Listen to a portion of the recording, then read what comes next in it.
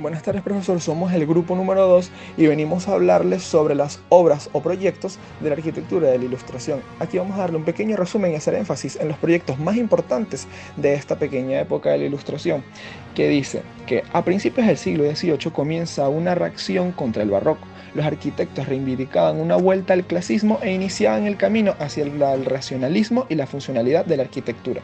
En una época marcada por la razón, se piensa que la belleza y el estilo de un edificio depende de su funcionalidad, lo que significa que debe priorizarse la función sobre la decoración. En esa línea comienza a defenderse la simplicidad ornamental y la perfección en el empleo de las proporciones y la simetría, así como el respeto a la unidad de conjunto del edificio. Entre los representantes y las obras más importantes de la arquitectura de la Ilustración está Piranesi, que publicó muchísimos grabados de las antigüedades romanas que tuvieron una gran difusión por toda Europa, fomentando el interés por la antigüedad.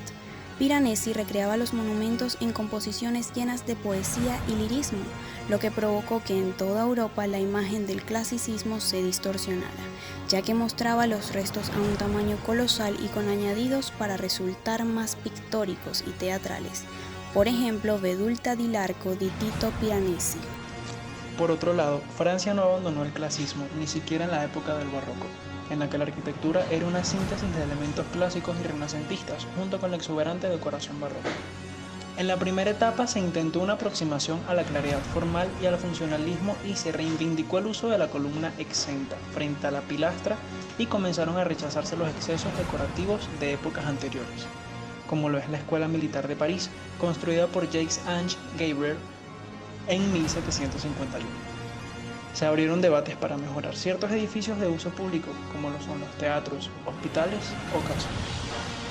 Entre otras grandes obras de este estilo está la iglesia de Santa Genoveva, construida en 1957 hasta 1791, actual panteón de hombres ilustres en París, que mezclaban diferentes estilos de la historia y se jugaba con los significados que implicaban ciertos elementos arquitectónicos.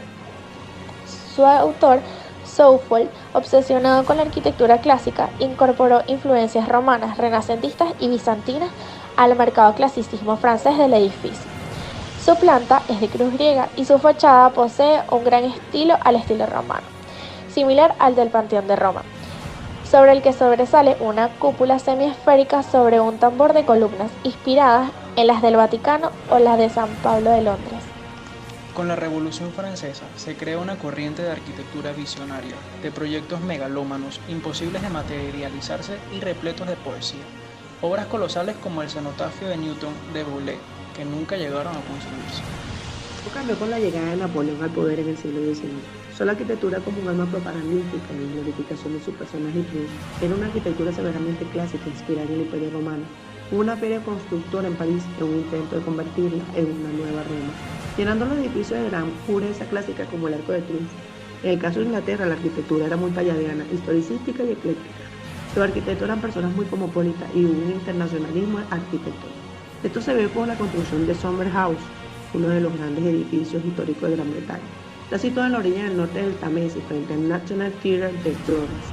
En la parte sur de Thin Strand, construido en el siglo XVIII por Sir William Chambers.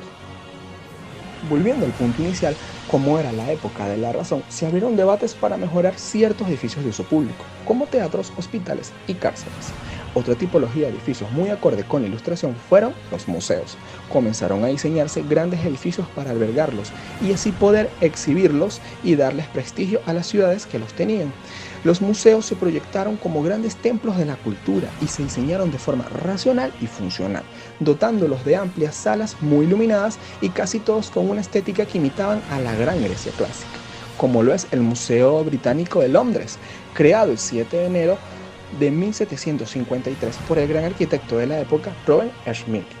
Con estos puntos queremos dar énfasis a los proyectos y a los componentes más importantes de la época de la Ilustración, dando así y mostrando el rompimiento del ornamento y trayendo lo clásico en vida nuevamente.